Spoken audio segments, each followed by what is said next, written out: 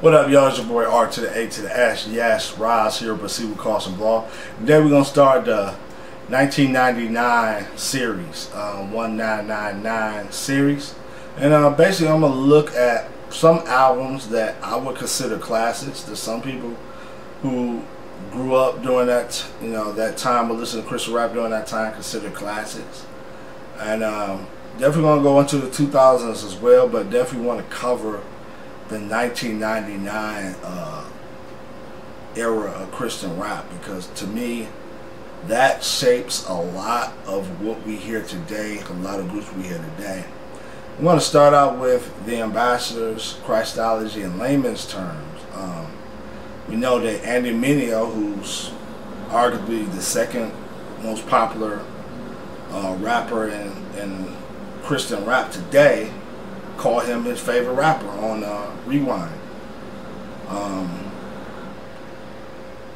So that's a pretty big deal, and part of the reason why Andy called him one of his favorite Christian rappers, and I haven't heard him say it, but I'm pretty positive, is because of this album we're going to talk about today, Christology and Laymen's Terms.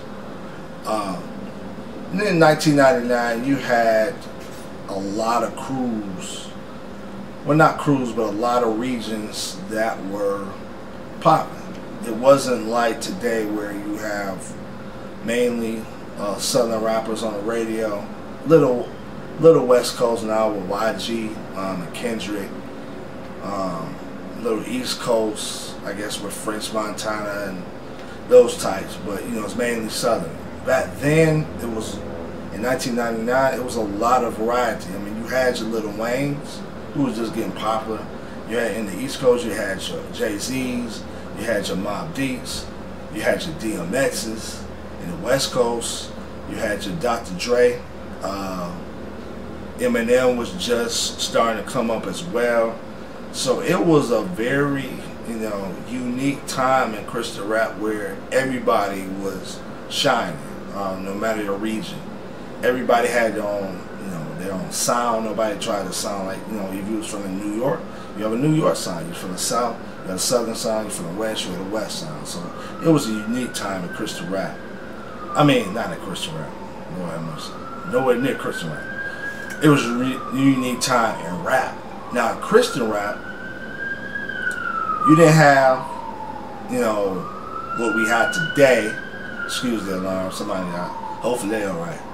But you didn't have what you had today in terms of a whole bunch of albums that were out. I mean, if you put a project out, it was a big deal. It wasn't a whole variety of stuff. Like today, you can just put an album out, and it's not really a big deal. Once you put your album out, you working on your next album for next year. It wasn't like that in Christian rap. It was, a little bit more slower time when projects came out. But in 1999, there were a lot of projects that came out. And so, well, focusing on this album, as I said, the Cross Movement, they were, a Philly group, mainly from Philly. Not all of them were from Philly, but Philly based. And they basically led into what some would call theological rap or Christ-centric rap, etc. There was also another movement on the West Coast, which put high value on what you would call, the four elements, the battle rapping, things of that sort within, tunnel raps. So they were definitely two different type of philosophies, two different type of crews that were popular at the time. And Ambassador was putting out his own solo album. Now, he wasn't an expert in pulling out an album. He had never worked on his own solo album before. And so he worked closely with the producer here in Detroit by the name of Jason Magi Wilson, who at that time wasn't as known in the Christian rap scene, but was more known in mainstream rap. He had worked with people such as underground rapper from Detroit, Esham, Redman, things of that sort. So this was, for a lot of people, you know, he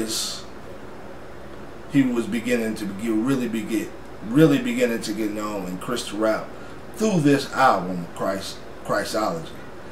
And you can definitely hear his influence on this album, and that, depending on who you are, is a good or bad thing, because before that time, Christ, you know, the Ambassador, Cross Movement, they had a, you know, an underground like jazz sample, boom bap type of vibe. I mean, the first album was just really like heavily sampled songs, you know, so much so that they actually didn't get a clearance for all of the songs that had to reissue the first album with, you know, cleared samples. I actually had that album. Somebody stole it. If anybody had that album, you want to show your boy some love, hit me up. But anyway, yeah, this album, you know, this album was a breakaway from that East Coast boom bap sound. Does not mean that there were not hard beats on here, but it definitely wasn't that jazzy, you know, sample vibe. A lot of it was the Ambassador. He did some production on here where he used the keyboard. He used like different piano sounds, and I don't know if it would be, well, I guess synth sounds as well. It was just real different from what you expected for Cross Movement. And some people, to be straight up, they viewed this album as selling out. Some people will mark this as the quote-unquote decline of Cross Movement, because they no longer were these boom bap underground rappers sonically, and this album was the beginning of that. So very important album, because it really showed the shift in Cross Movement and how they began to change their philosophy in terms of sonically. Something else that was unique about this album, they never really worked with singers, like live singers, but on this album you had people singing backgrounds on some songs. You got the song Loophole, I Love You Jesus, which actually, well, at least here locally, actually got some play on our gospel stations. We'll see what else. Can't remember the other singing type songs, but that was something that was totally different for Cross Movement. Now, his technique wise, he does a lot of storytelling, where he takes on, you know, the persona. Sometimes he would take on the persona, not in a blasphemous way, but take on the persona, Lord have mercy, I can't say it, of gods. For example, Whirlwind, where he basically is rapping from God's perspective. And this, if you didn't know, was really the first time we got to hear DJ Official. He did this was at least the first time I heard his production was on this song Whirlwind, when he rapped from God's perspective. You got the song, what is it?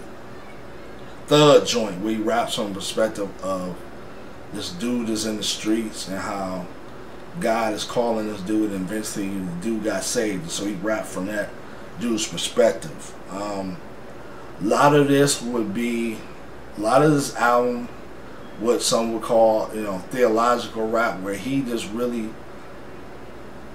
paints the picture. And for me at least, I never heard a Christian rapper just use like quote unquote big theological words, like telling who Jesus was and just his nature, his attributes. Before then, I really never heard nobody, you know, speak from that perspective to make it quote unquote deep. And he did that through a lot of songs. Like one of his, probably would say, famous songs would be Selah, where he just talks about the attributes of God and who God is. And that was just very unique at that time in Christian rap. Nobody really got, quote unquote, that deep with it like that. At least, again, from the people I used to listen to. He also, you know, is very Christ-centric, but he also talked about being believers. On the song Products, where he talks about being from the hood, but at the same time, you know, representing Jesus, breaking the stereotypes that a Christian is not some dude who wore, and I know we don't wear it today, well, some of y'all might wear it, but FUBU, you know, somebody wore, you know, denim and hoods and Timberland boots, but at the same time love Jesus. And a lot of that is promoted on this album, where he's talking about like identity, that you can be a Christian and at the same time, you know, be a man, but not be a feminine man, you know, but be, you know, just a normal everyday hood dude. A lot of the songs on here will be like, you know, encouragement types of songs. Like song here, it is Hold Your Ground. You know what I'm saying? It's just encouraging believers, you know, to stand up and, you know, encourage them to stay in the faith. And you will see like that in a lot of early Lecrae type stuff, where he used that sort of that same technique and same style.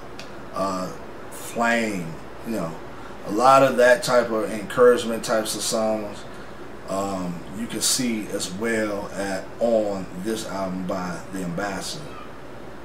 So overall, man, this was, you know, a very influential album. If you haven't never heard it, definitely check it out.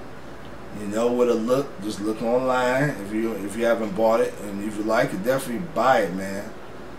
This will be one of those classic albums that influences even Christian rap today. Like I said, Andy Mineo, Flame, Lamp Mode, Christ-centric.